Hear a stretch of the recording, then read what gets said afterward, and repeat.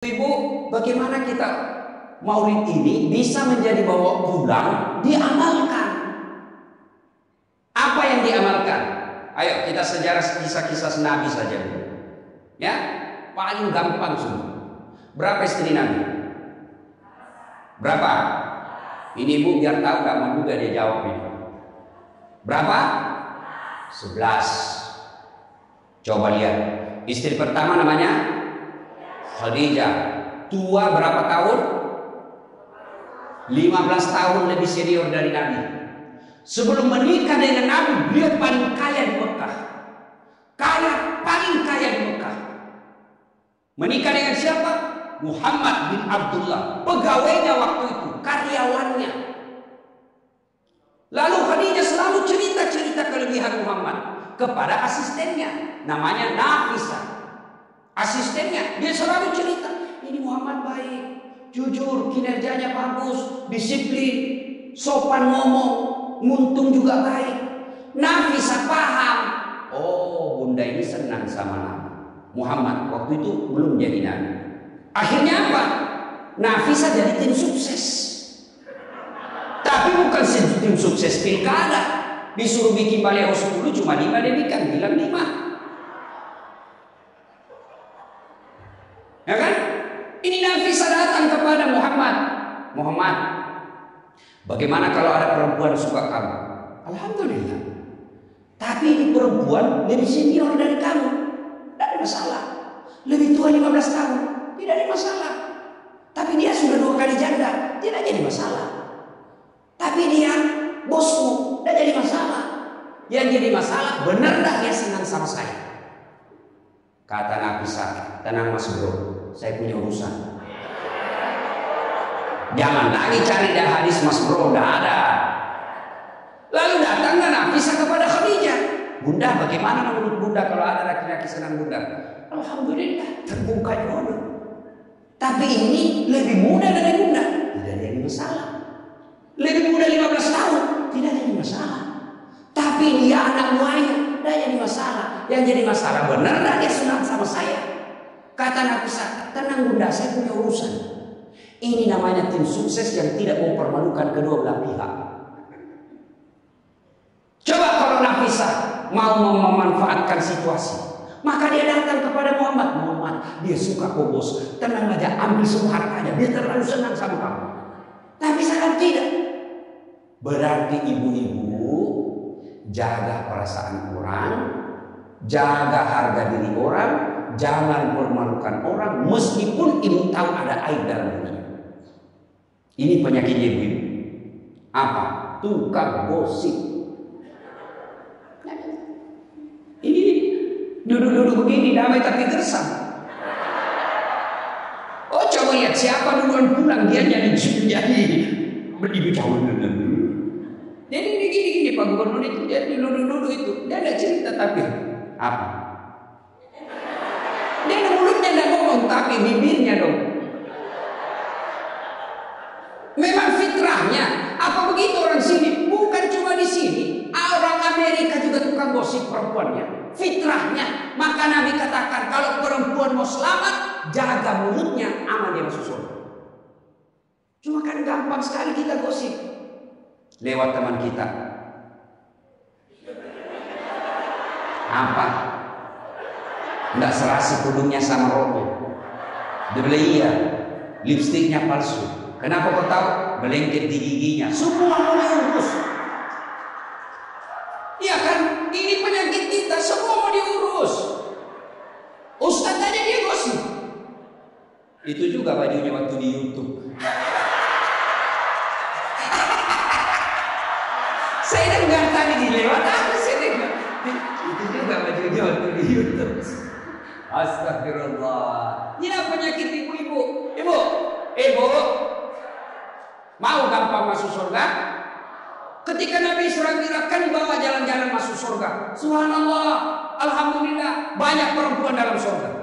Begitu Nabi dibawa, lihat neraka.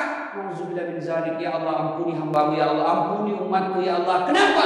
Perempuan ternyata lebih banyak dalam neraka. Ditanya kenapa bisa begitu? Ada dua kelemahan perempuan. Satu, tidak mampu menjaga suaminya, tidak mampu mengurus suaminya, dan yang kedua tidak mampu menjaga lisannya.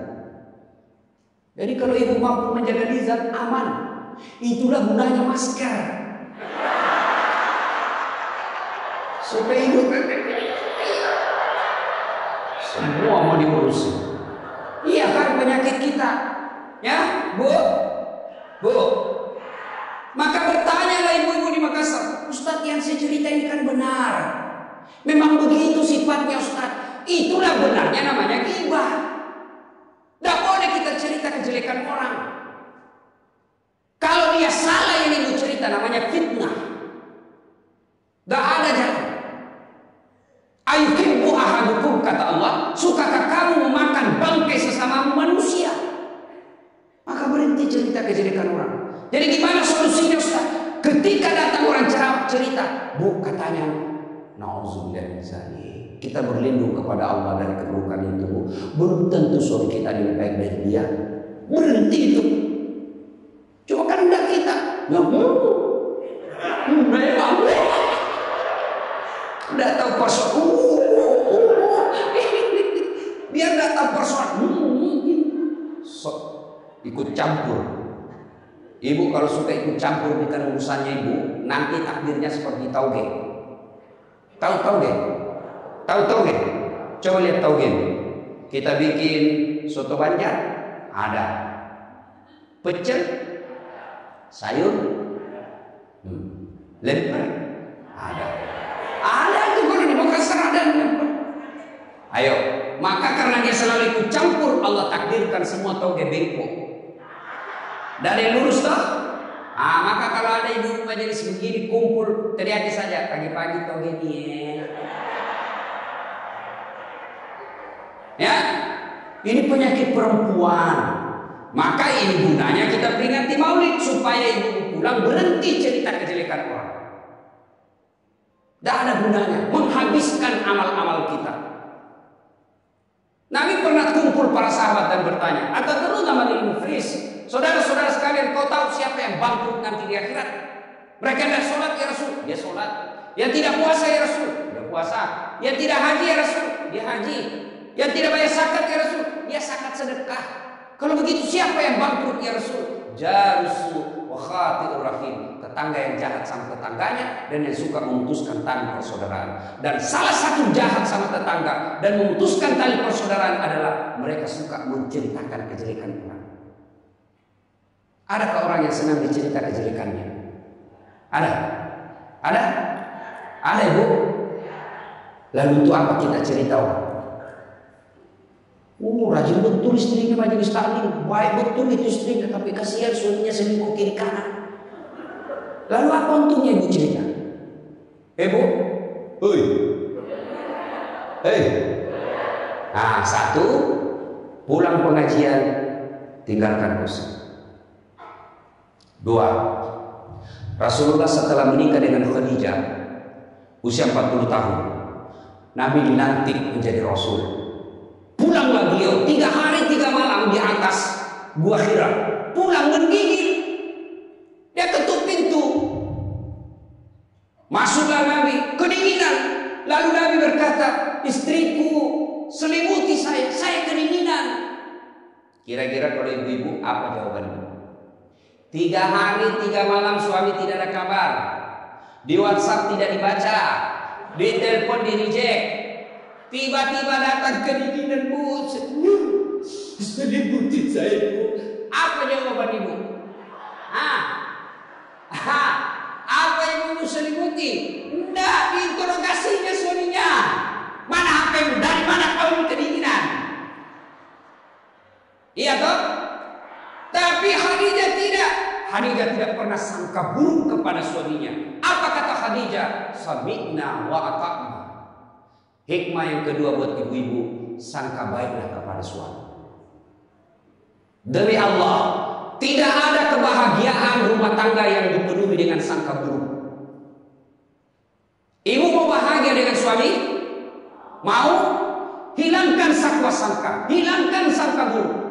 Telepon suami tidak dijawab pagi-pagi, sangka baik. Oh, berarti suami saya lagi sholat duha. 1 jam kemudian ditelepon, belum dijawab juga. Oh, berarti suamiku lagi meeting dengan gubernur. Telepon lagi siang-siang tidak jawab. Oh, berarti suamiku lagi sholat berjamaah di masjid. Sore ditelepon tidak dijawab-jawab. Oh, berarti suamiku dia lupa handphonenya. Tiba-tiba sore masuk WhatsApp teman kita. Saya lihat suamimu bonceng cewek cantik betul. Oh, berarti suami saya lagi nge-grab. Tenang perasaan. Ibu-ibu, demi Allah, tidak ada kebahagiaan orang yang selalu sangka buruk. Suami yang enak kerja, hanya tidak dijawab telepon, ibu tidak bisa tenang di rumah. Sangka baik. Orang yang sangka baik, rumah tangganya pasti tidak bisa bahagia. Saya kasih contoh. Ibu. Suami istri 7 tahun tidak punya anak. Di tahun ke-8 dia pergi ke ahli kandungan, periksa istrinya. Wih, alhamdulillah, kata dokter, ibu sudah terlambat 2 bulan. Senang betul. Dia teleponlah suaminya, Pak, alhamdulillah hasil pemeriksaan saya sudah terlambat 2 bulan. Tapi Pak, jangan cerita-cerita dulu ya, malu kita nanti kalau tidak jadi lagi. Oke Bu, ini rahasia berdua, jangan cerita ke siapa-siapa. Setuju Bu ya? Setuju Pak. Oke. Beberapa hari kemudian datang petugas PLN. Assalamualaikum. Kata ibunya, waalaikumsalam. Siapa ya? Saya Bu, saya siapa? Petugas PLN. Oh kenapa Pak? Ibu terlambat 2 bulan. Kenapa dia bisa tahu saya terlambat 2 bulan? Wah, dia mulai curiga sama suaminya. Pasti kelakuannya lagi si gendut ini. Kan suaminya gendut, pasti kelakuannya ini si gendut ini. Pulang suaminya capek, di jalan macet, kehujanan, baru buka pintu. Memang kau pembohong gendut. Apa lagi ini orang capek, pembohong gendut. Apa? Kenapa itu parent tahu saya terlambat 2 bulan? Pasti kau yang cerita. Bukan saya. Kenapa? Wah, suaminya juga barang digendut-gendutin. Dia datang ke PLN. Ada apa kau tahu istriku terlambat 2 bulan? Dia bilang ini ada catatannya Pak. Kau hapus ini. Ya boleh Pak, tapi Bapak bayar dulu. Kalau saya tidak mau bayar, ya terpaksa punyanya Bapak diputus. Kalau punya aku diputus, apa dia pakai istri saya di rumah? Dia terpaksa pakai lilin.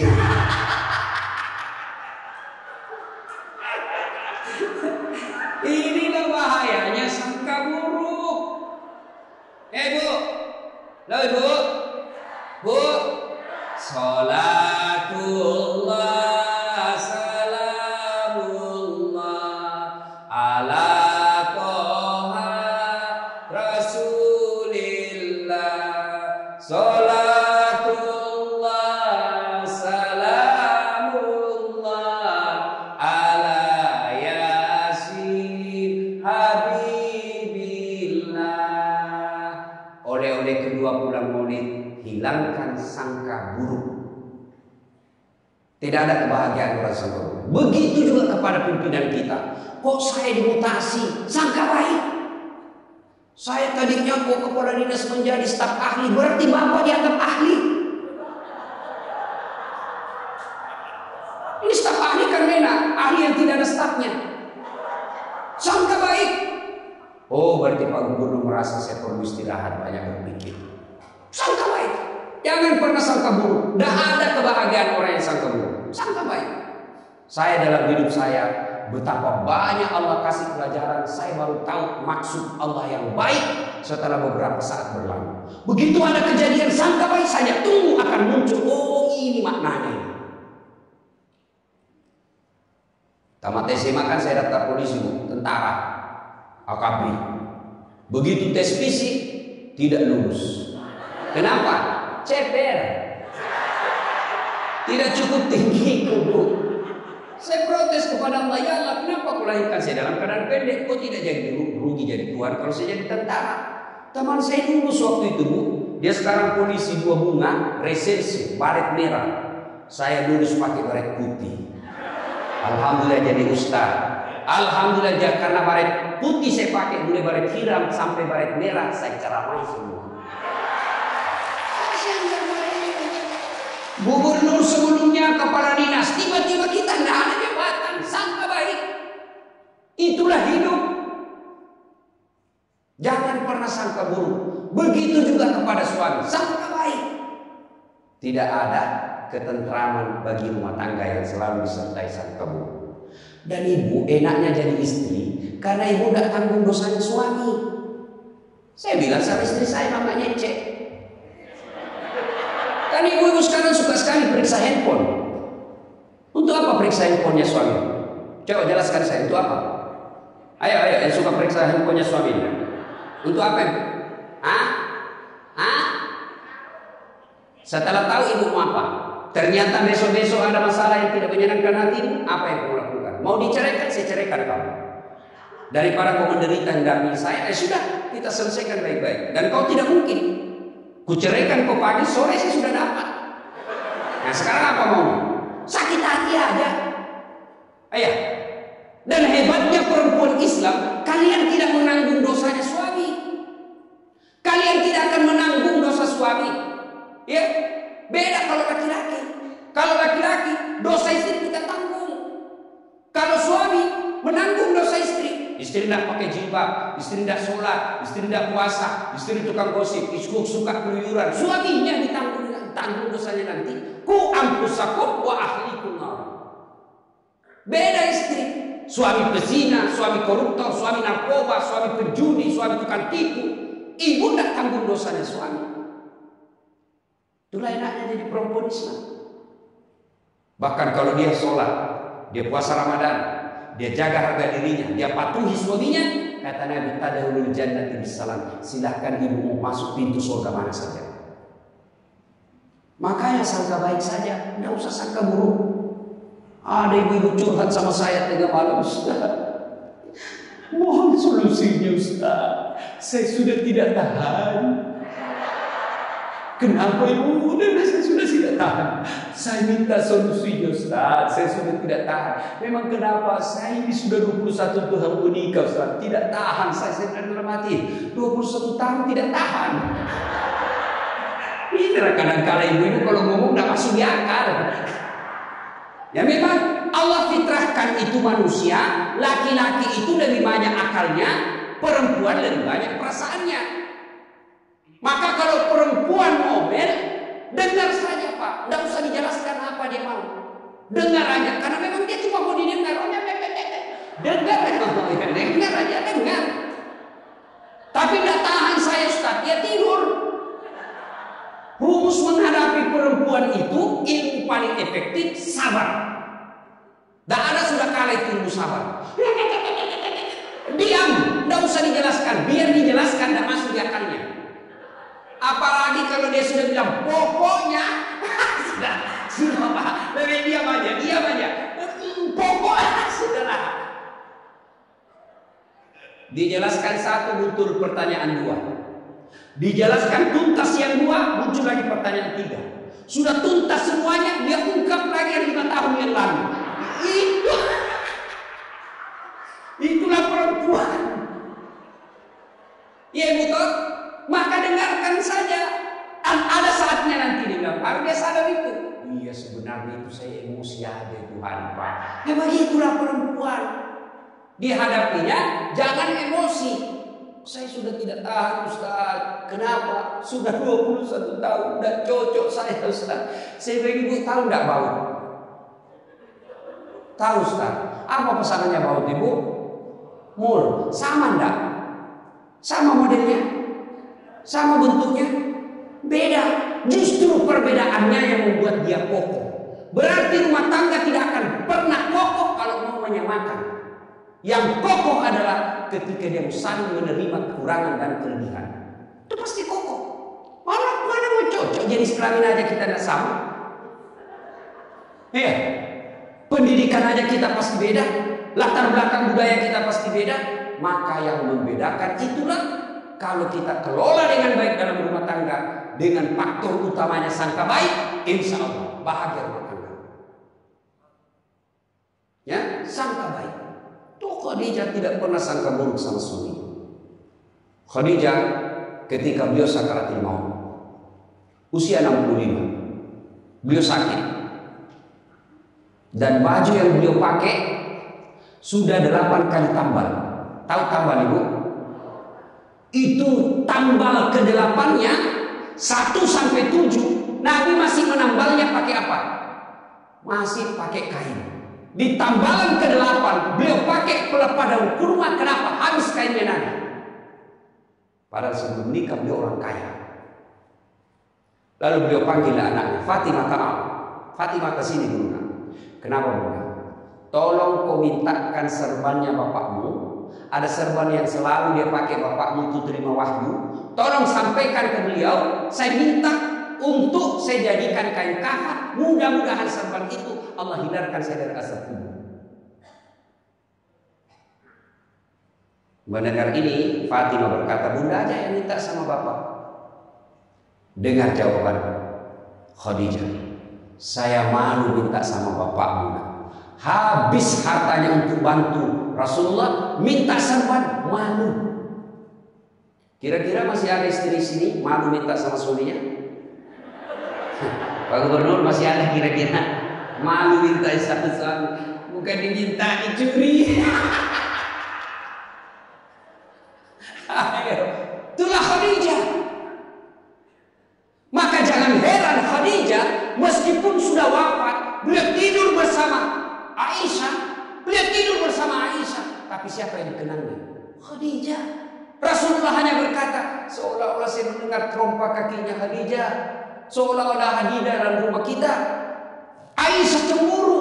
Ya Rasulullah, ada apa sih kalbaina Khadijah? Khadijah sudah wafat. Kau nikahi 2 kali janda, lebih tua dari kamu. Kenapa Khadijah terus? Dengar jawaban Nabi. Kau tidak pernah mampu mengimbangkan, menyandingkan atau menyamakan dirimu dengan Khadijah. Ketika tidak ada orang percaya kepadaku, Khadijah orang pertama yang percaya kerasulanku. Ketika orang memboikot saya tidak boleh bertransaksi ekonomi kepada Muhammad, hartanya habis untuk membantu perjuangan dakwah. Maka jangan heran Rasulullah sangat mencintai Khadijah. Jadi kalau ibu mau dicintai suami lahir batin, jadilah seperti Khadijah.